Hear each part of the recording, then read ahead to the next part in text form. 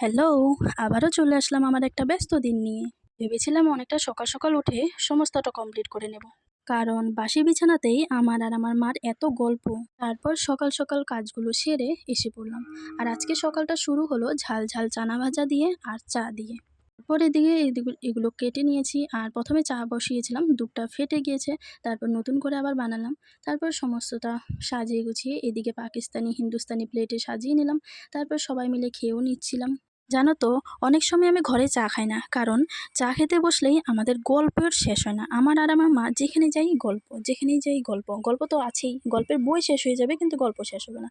অনেক সময় অনেক টাইম লস হয়ে যায়, তো তার জন্য আর কি চা খাই না ঘরে। কারণ সকাল সময়টা আমরা গল্পে কাটিয়ে নিই, তারপর সারাদিন দৌড়াদৌড়ি করতে হয়। আর বেড়ানো থেকে আসার পর আমার ধোয়া পালাই শেষ হয় না, তো আজকেও ভিজিয়ে দিয়েছি অনেক কিছু। আর কাজ করার সময় আমি মাথাতে কিছু না কিছু বেঁধে রাখি, কারণ অনেকটা হেয়ার ফল হয়। আজকে কাপড় এতগুলো ধুয়ে নিয়েছি, লাস্ট পর্যন্ত জায়গা খুঁজে পাই না কোথায় মেলবো। আজকের কাপড়ে পুরো ৩টা রশি পুরো ফুল হয়ে গেছে।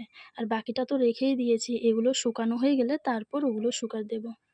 এই কদিন আমি কিছুই আপলোড করিনি, কারণ আমার পেজের সমস্ত কিছু রেড হয়ে গিয়েছে। কারণ যে ঘুরতে গিয়েছিলাম আমার বাড়ি, ওখানেই নেটের কারণে কিছু আপলোড করা যায়নি আর কি। তো তার জন্য একটু খারাপ লাগলো। আর আজকে আমি কাপড় ধুতে ধুতে একটা অঘটন ঘটিয়ে ফেলেছি। ভাই বাজার থেকে আসার পর ভাইয়ের ড্রেসগুলো আমি ভিজিয়ে দিয়েছি। তারপর দেখি ভাইয়ের প্যান্টের পকেটে ১১০০ টাকা পুরো তছনছ হয়ে গেছে সাপের জলে। তারপর টাকাগুলোকে আমি ফ্যানের নিচে শুকাতে দিয়ে ভাইকে দিয়ে এসেছি, কিছু বলেনি দেখি।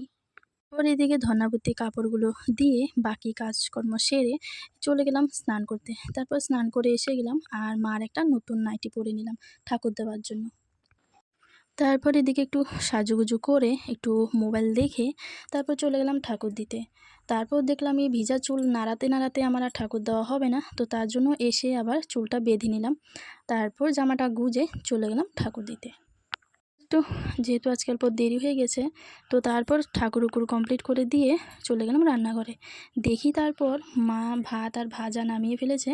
তারপর বাকিটা আমি করে নিলাম।